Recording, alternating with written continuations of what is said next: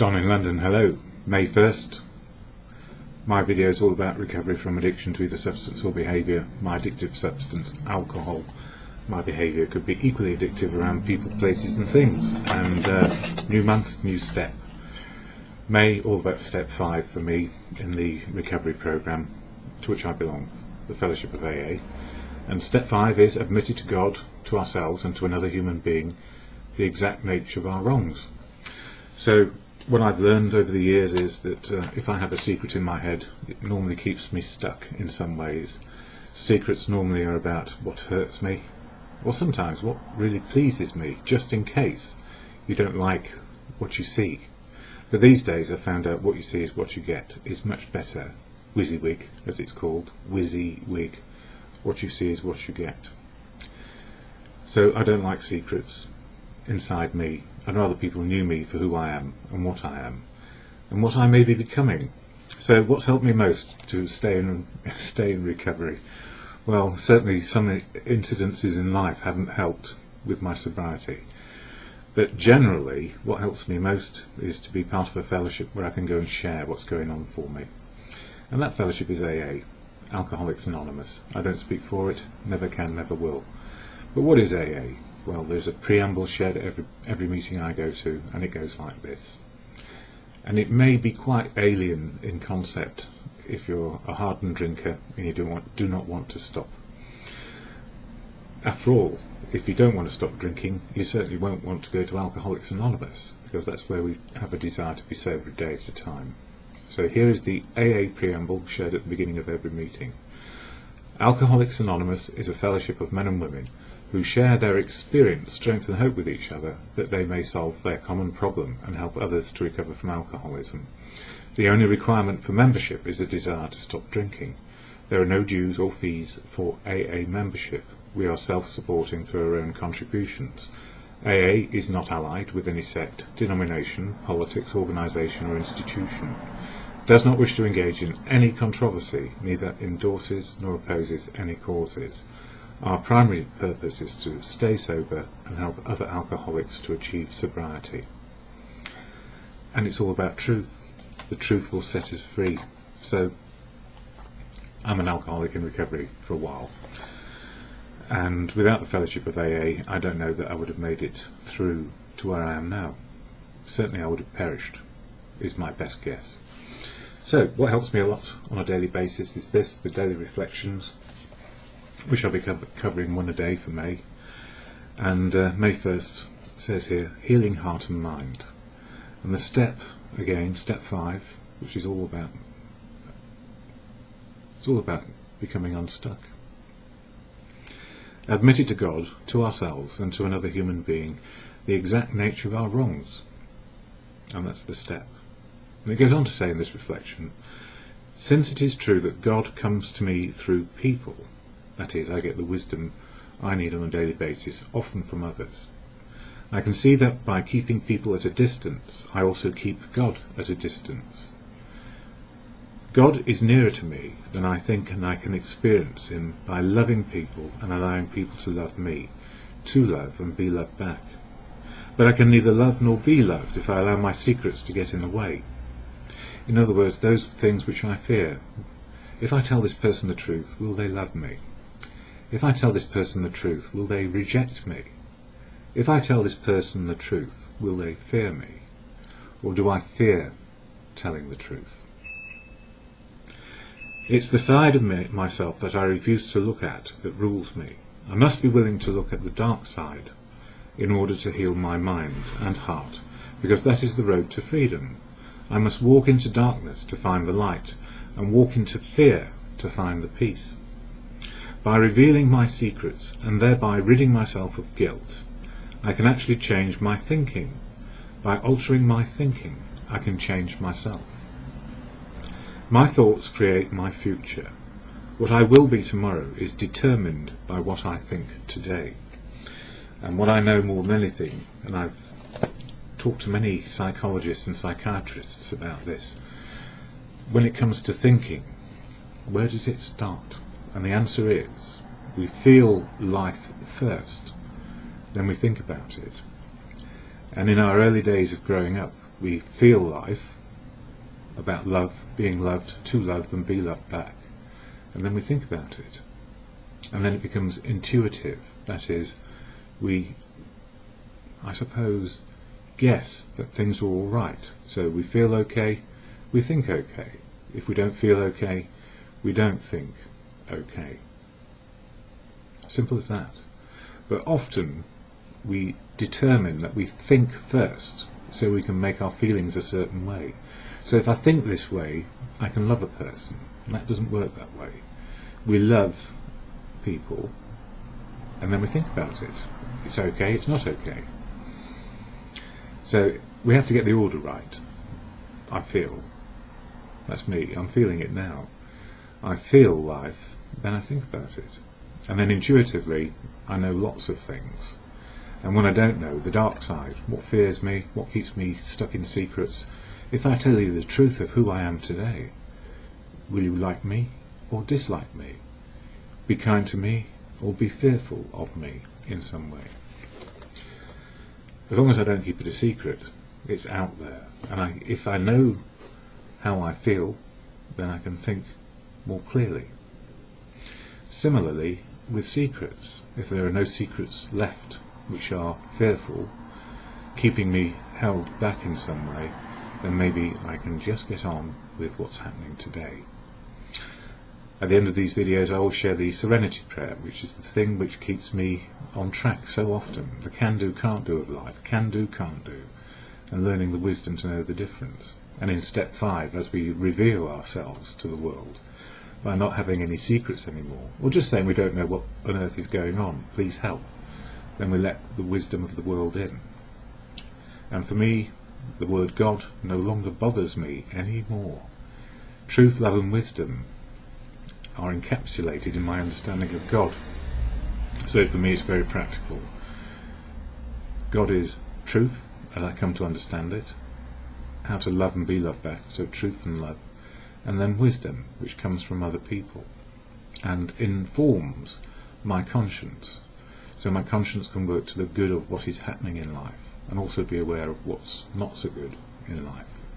So good conscience and God, truth, love and wisdom are all combined for me. All higher powers, because I'm learning the truth, I'm learning how to love, and I'm learning wisdom. And the whole program is all about humility. All about learning. Not putting myself down or being less than, just being equal like everybody else. Learning, a learning mechanism in a learning planet, no matter what it is. And it's been a tough few days. Anyway, that needs to go to fellowship, and so do I. So the Serenity Prayer, which I share at the end, to God, or good conscience, or whatever it is you believe, because it's your unique, authentic belief which counts in terms of a higher power. Mine is truth, love and wisdom. God, grant me the serenity to accept the things I cannot change, courage to change the things I can, and the wisdom to know the difference for me is just for today.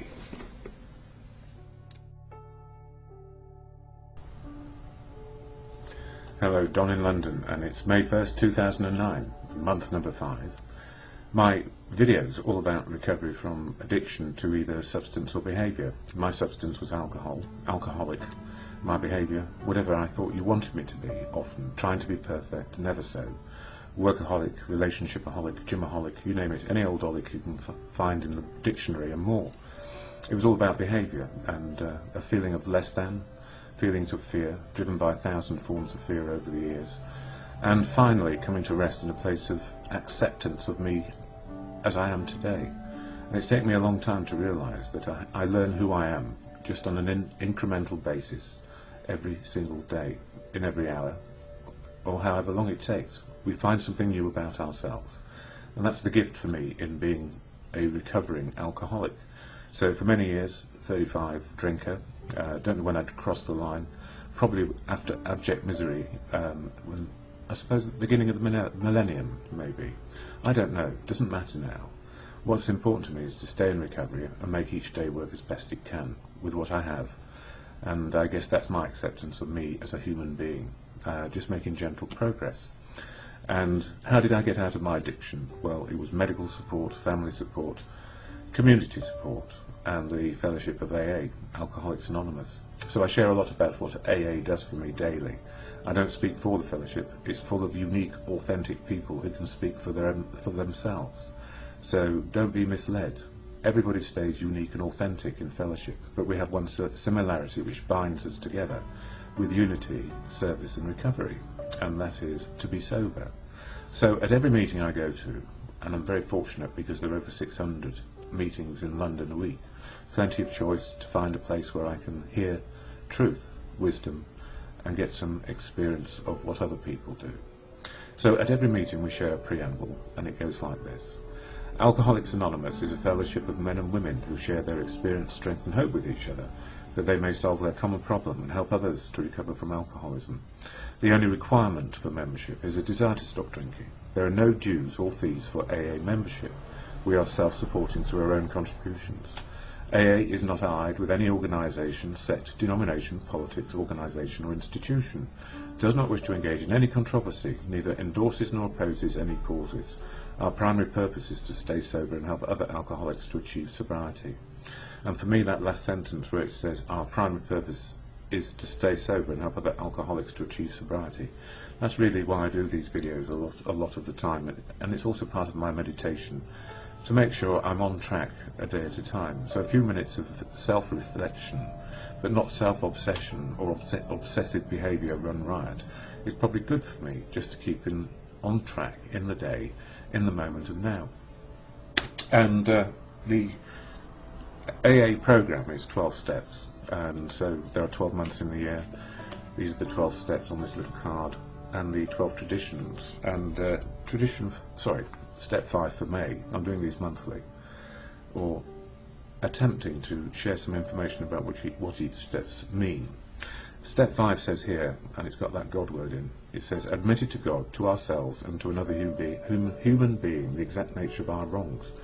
And you know what? Over the last few years I was tormented by that word God, until I understood it a little bit better, that the God of my understanding doesn't need to be your understanding, that there are probably 6.5 billion people on this planet, all with an understanding of a God, from a point of view of agnostic, atheist or firm believer. And even if we're firm believers, it could be that our understanding is quite different. So it's the God of your understanding, a higher power, which you may appeal to or exhort to in prayer and meditation. I don't know, on any particular day I can be an agnostic, an atheist or a believer, and that can be down to my experience and circumstances. Whether I step in front of a bus, it could be rather unfortunate, and I might not believe right in that second, but the next second I might know there's something quite different going on. So who and what do we know? I guess we trust to experience that we learn, the wisdom we learn over the years. And you know, my wisdom these days is not befuddled by a large amount of alcohol being consumed because I can't stand reality, or I was in denial about something, or I just didn't understand what was going on, and I didn't get my way, and I felt frustrated. So all those reasons, step 5 is really important, and it follows step 4, which I've talked about in April, the fearless moral inventory of our good side and our dark side, if you like, or the vices and virtues. A good self-appraisal followed by an expression to another human being about what it is, and sharing it, I guess, with the universal truth of good conscience or God. So step 5 is not that daunting, really, but all these steps are very separate, and they do follow a logical order to get to a point of understanding how to be sober one day at a time. And the books I use, Daily Reflections, an AA literature book, and As Bill Sees It, one of the co-founders. And I like the readings because it brings me back into the moment. So May the 1st in this one, and it starts off all about step 5. Healing heart and mind. Admitted to God, your understanding, to ourselves and to another human being the exact nature of our wrongs. Since it is true that God comes to me through people, I can see that by keeping people at a distance. I also keep God at a distance. God is nearer to me than I think, and I can experience him by loving people and allowing people to love me. But I can neither love nor be loved if I allow my secrets to get in the way. It's the side of myself that I refuse to look at, that rules me. I must be willing to look at the dark side in order to heal my mind and heart, because that is the road to freedom. I must walk into darkness to find the light, and walk into fear to find peace. By revealing my secrets and thereby ridding myself of guilt, I can actually change my thinking. By altering my thinking, I can change myself. My thoughts create my future. What I will be tomorrow is determined by what I think today. And I often put, instead of think, I put feel, because I actually believe that we feel things first. Our feelings don't lie to us, and then we procrastinate around, do we like these feelings or do we not like these feelings? Is somebody getting on my nerves, or is somebody actually making me feel loved? And the whole thing about step 5 is understanding how it is to be loved and to love, and have something useful to do on a daily basis. And every form of endeavour has its place and has a purpose in people's lives. I'm very conscious of time today, but the whole thing about sharing how we are, how am I feeling on a daily basis, why, what can I do, is being assertive with me. How am I feeling today? Less blocked up, my cold is getting better. I feel calm and at peace. Why? Because I'm dealing with things on a daily basis rather than letting them pile up and worry. Worry will kill me and send me back into oblivion and self-obsession. So, as Bill sees it for today, Bill Wilson was one of the co-founders, and it's all about progress and not perfection, so please bear that in mind. No one is perfect, and when we're doing our assertive bit, how am I feeling, why, what can I do, we might be setting higher standards for ourselves, and we set expectations that others will have the same standards. They won't unless we ask them, and often they don't have the same standards of behaviour. Yes. Anyway, page 91, Courage and Prudence. When fear persisted, we knew it for what it was, and we became able to handle it. We began to see each adversity as a God-given opportunity to develop the kind of courage which is born of humility, rather than of bravado. Prudence is a workable middle ground, a channel of clear sailing between the obstacles of fear on the one side and of recklessness on the other. Prudence in practice creates a definite climate, the only climate in which harmony, effectiveness and consistent spiritual progress can be achieved. Prudence is a rational concern without worry. It would take me all day to work that one out, but for me, where do we find peace? We can find peace in the moment once we understand where we are with ourselves. And we're not here to control anybody, we're just here to inform our choices based on what we feel, understand and know about our own condition. So the spiritual experience really is in the moment of now, with less denials and less filters. And I'm very lucky really to have learned this serenity prayer. And the serenity can be exhorted to God, good conscience, whatever it is that you value and place in a place. You don't put yourself as God, basically. And it goes like this. God, grant me the serenity to accept the things I cannot change, courage to change the things I can, and the wisdom to know the difference, just in one day.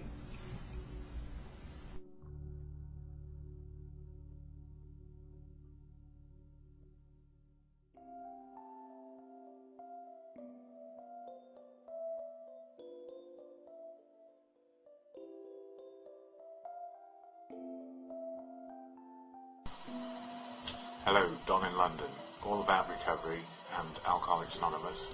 I don't speak for AA, I speak for myself.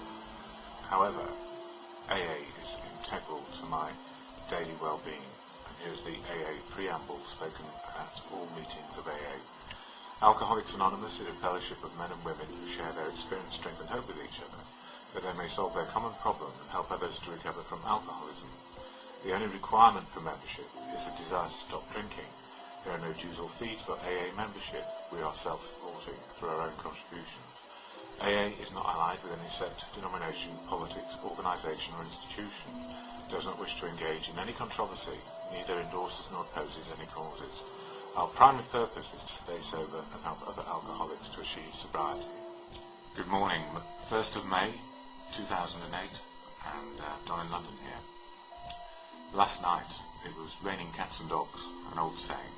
And I live quite close to Chelsea Police Station, which is just off Sloane Street in the heart of Chelsea, London.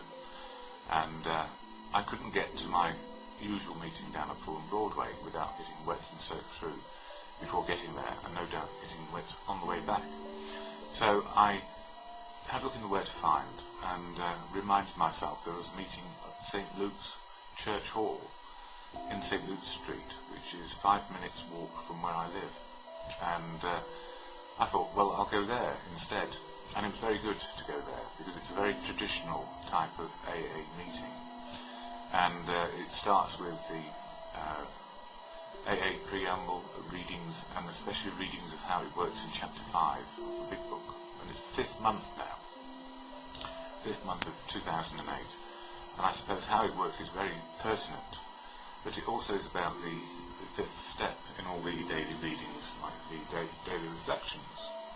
And I'll come on to those in a minute.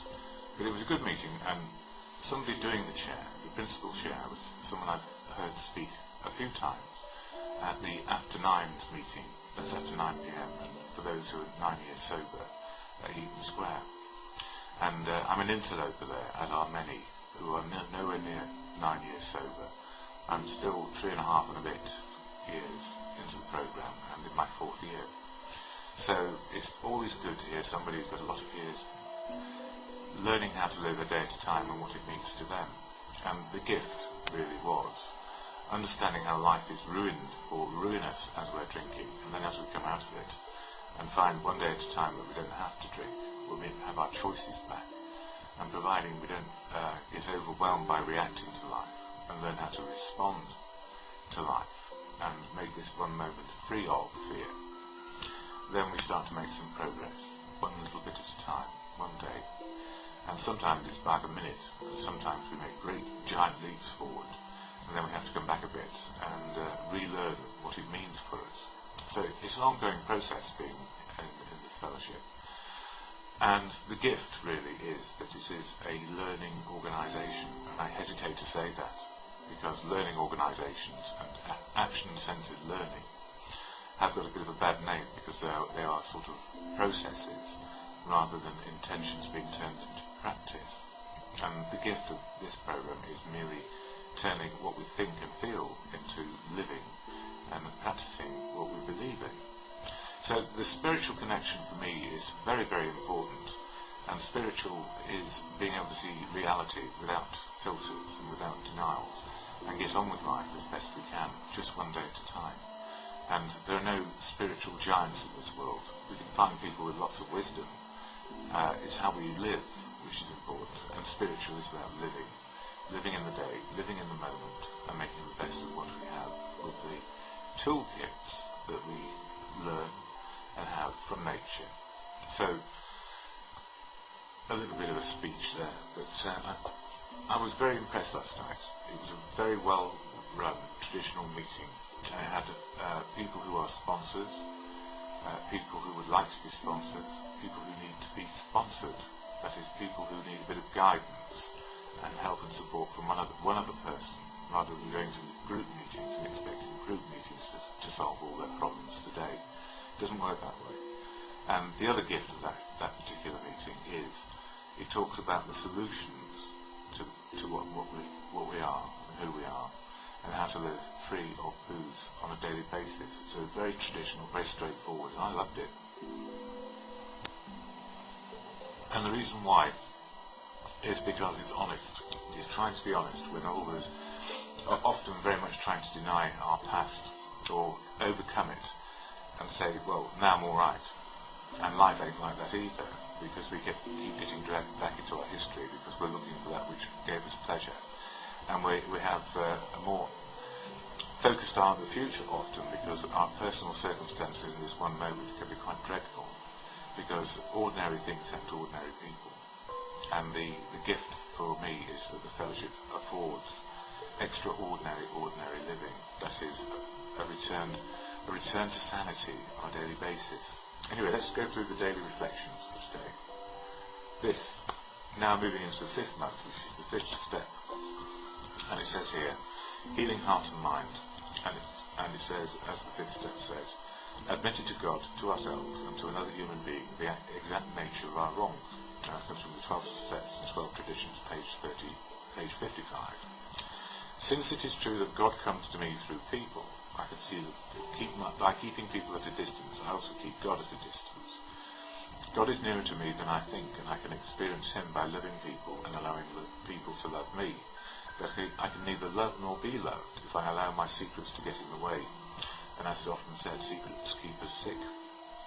It's the side of myself that I refuse to look at that rules me. I must be willing to look at the dark side in order to heal my mind and heart, because that is the road to freedom. I must walk into the darkness to find the light, and walk into the fear to find peace. By revealing my secrets and thereby ridding myself of guilt, I can actually change my thinking. By altering my thinking, I can change myself. My thoughts create my future. What I will be tomorrow is determined by what I think today. And I will take it a step further. What I do today impacts greatly on what happens to me tomorrow. The fifth step is really expression of what we all write down in our step 4, which is the moral inventory, the fear-less moral inventory, which I talk about, which is lining up the assets and liabilities, and doing it through our history and our living. And if we look at the balance of where we've been for most of our lives, we can find out where fear ruled us and where courage ruled us, or we were partly filled with fear or filled with courage. And depending on life circumstances, that is what happens. Now, this is not on step 5, but I do read out from this as Bill sees it, and I'm doing it linearly. So page 149, Guide to a Better Way. Almost none of us like the self-searching, the levelling of our pride, the confession of shortcomings which the steps require. We saw that the program really worked in others, and we had come to believe in the hopefulness of life as we had been living it. When, therefore, we were approached by those in whom the problem had been solved, there was nothing left for us but to pick up the simple kit of spiritual tools laid at our feet. Implicit through AA's traditions is the confession that our fellowship has its sins. We admit that we have character defects as a society, and that these defects threaten us continually. Our traditions are a guide to better ways of working and living, and they are to group survival and harmony what AA's 12 steps are to each member's sobriety and peace of mind. So really what it's saying is, if we follow the guidelines as they are suggested, and that we stop trying to bend them to suit us, and we work with trial and error, and that we make mistakes and then learn from them. It is about learning organisation and action-centred learning based on what we actually do, rather than what we think we are there to do. Because we can be full of virtues, and unless we actually live by them, we don't really make any progress. And if we're full of vice, and astonishingly, if we live by them, we don't make any progress because we stay in the problem. So here we are, a new month, month 5 of 2008. Now, doesn't time fly when you're having fun? So, how am I today? I'm okay, just about.